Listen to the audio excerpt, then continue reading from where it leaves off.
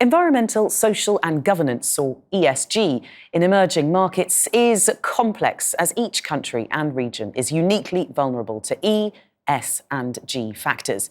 But Emso Asset Management believes that there are increasing opportunities to thoughtfully incorporate ESG while investing in emerging markets.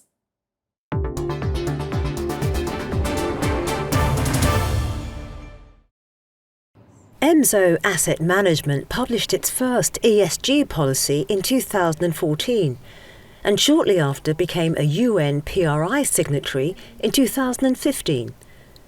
The firm has recently created working groups to look at how the company could operate more sustainably and incorporate ESG thoughtfully in its research analysis.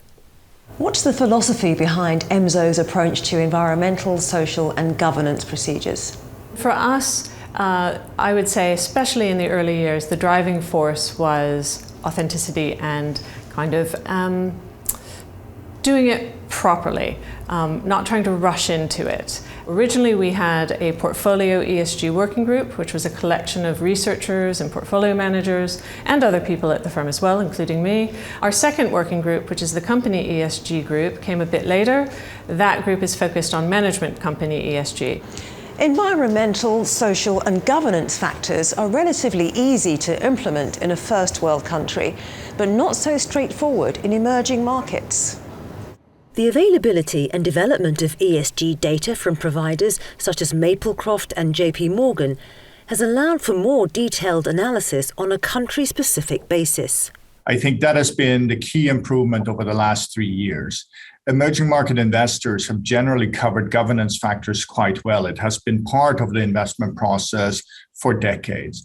Given the enhanced data availability, we can now actually quantify both environmental and social factors, and we can include it for the first time in quantitative modeling.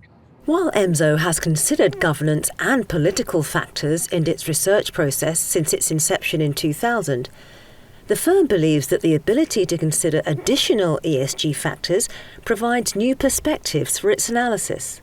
We have an opportunity to actually see much more rapid improvement in many of these lower scoring emerging markets than some of the higher scoring emerging markets. And I think it would be a mistake if ESG investing simply meant investing in the best current performers. What we really need to do is to invest in the worst performers that are showing a willingness to improve. That's really how we make a difference. ESG has been market practice for some time in private market investing, but a framework for public market sovereigns is more challenging. Private market investing is typically to corporations, and that type of lending lends itself very well to an ESG framework. In emerging markets, public side, you lend to both corporations and to sovereigns. And until recently, an ESG framework for sovereign has been a somewhat difficult thing to overlay. When you look at typical ESG frameworks, you start with a rating just based on the industry or the geography that it is.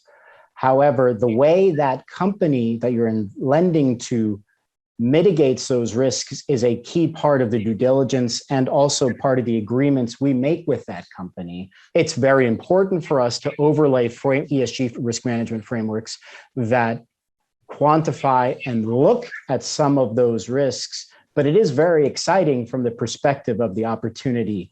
Emso's asset class has not always been friendly to ESG, but the ability to better understand and consider ESG factors is improving, and the firm expects that the ability to further assess and incorporate those factors will continue to grow in the future. I wouldn't be surprised that over the next 5-10 years, there's no such thing as an explicit ESG overlay. It's just part of common sense investment. We view the opportunity set to be great, to be an opportunity-rich environment to think through ESG issues.